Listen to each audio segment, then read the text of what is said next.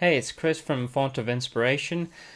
There's this challenge been going around Facebook called Legend Lore, and it was started by Rob Coletta. What it's basically about is someone challenges three people within the community, in this case, the Absolute Tabletop Facebook page, and they provide them with three keywords, three concepts, three sort of tag words that they have to use to come up with a campaign pitch. So, for instance, I was given first level party that's a black ops group, abduction of a beloved public figure, and element of betrayal. So, like I said, this was started by Rob Coletta, and I was challenged by Chris Johnson. So I'll be challenging three other people at the end of this video. Alright, so I wrote some notes down, or typed some notes down. I'll be looking at those from time to time. But yeah, here's my pitch for a first level party of Black Ops operatives with an abduction of a beloved public figure and with some element of betrayal. Okay, so here goes. So, the United Kingdom has fallen, and in its place rose the British Federation. It replaced the former monarchy almost immediately after the collapse of the kingdom. This was followed by the annexation of Scotland and Northern Ireland. The last British monarch was succeeded by the first British Chancellor in 2043.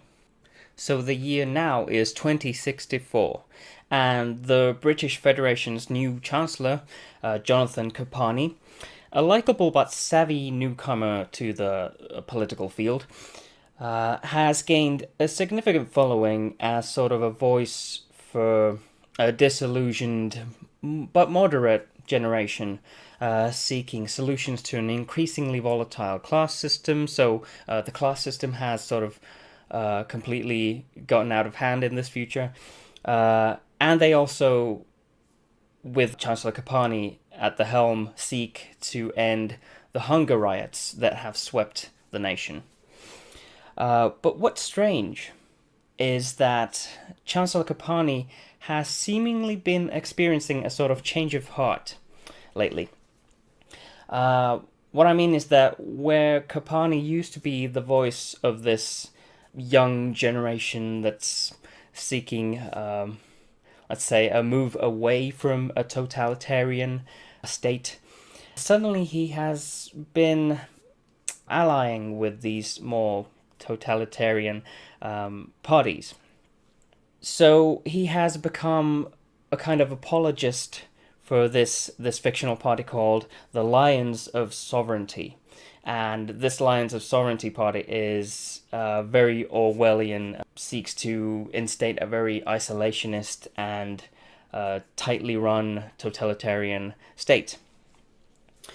Anyway, and this party, this Lions of Sovereignty, has steadily gained popularity in this new British Federation.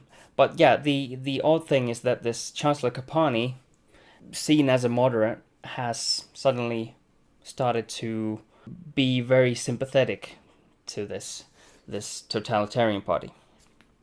Okay, so while Kapani is making one of his public appearances with a representative, in this case the leader of the Lions of Sovereignty, who is Edgar Marshall, by the way,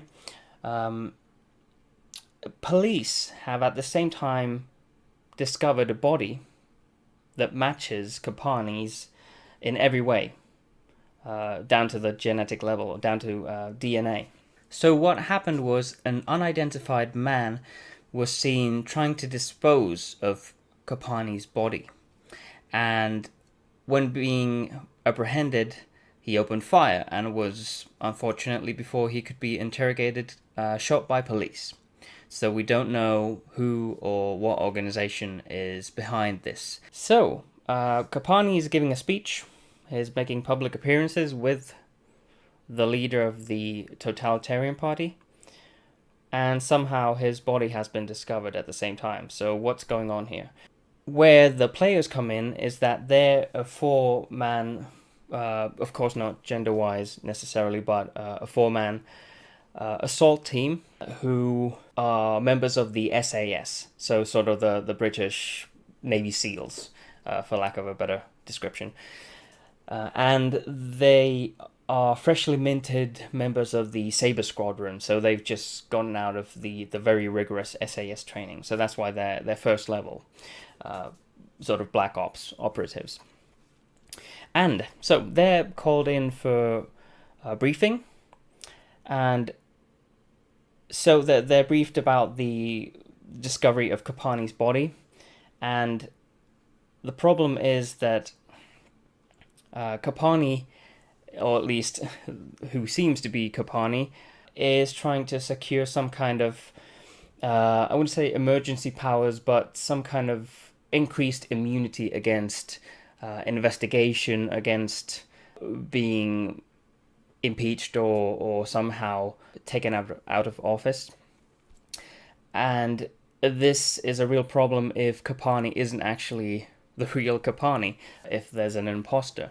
So before that happens, before this Chancellor Kapani gets these powers, the player characters have to infiltrate whoever is responsible for this switcheroo and take them out or apprehend them or whatever they need to do. They need to bring them to justice. They need to be able to prove that this isn't really Kapani.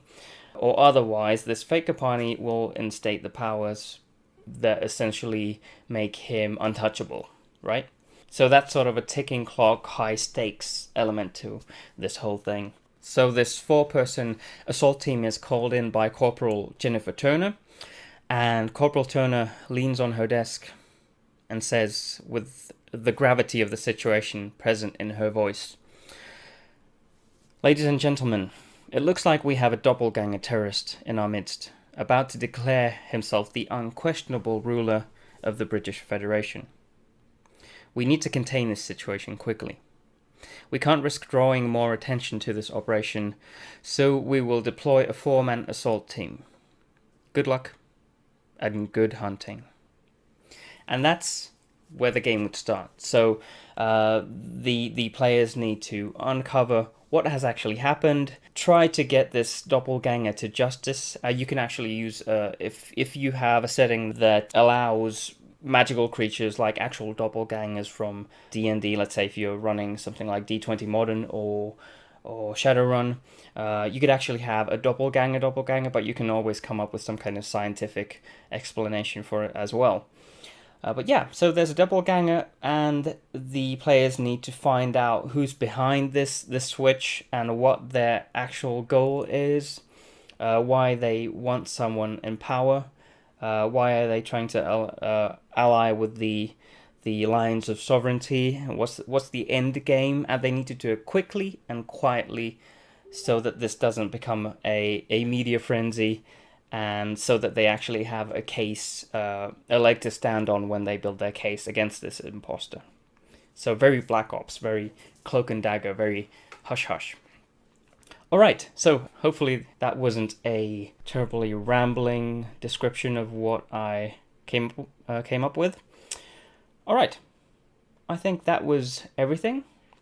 Now, I want to challenge 3 other people to do the same thing. So what I want you to do is come up with a pitch for an adventure, some kind of description of what an adventure is about. What's the core premise of the adventure? And you have these 3 things that you have to include in that premise, in that pitch. Alright, so a 3rd level party of rogues, or some kind of equivalent. It could be a modern day equivalent to rogues, whatever you want. Secondly, the antagonist is a magic user who dissolves his or her victims into primordial goo and then collects that goo. Purpose unknown, up to you. And then third, it's always twilight. Wherever this adventure takes place, it's always twilight. The sun never rises or sets. Alright, so 3rd level party of rogues. Antagonist dissolves his or her victims into primordial goo, and then it's always twilight. Those 3 things. And the people I would like to challenge to this legend lore challenge are Miska Fredman, Jeremiah McCoy, and Andre Martinez. Alright, so good luck, and I look forward to hearing anything you come up with. See ya!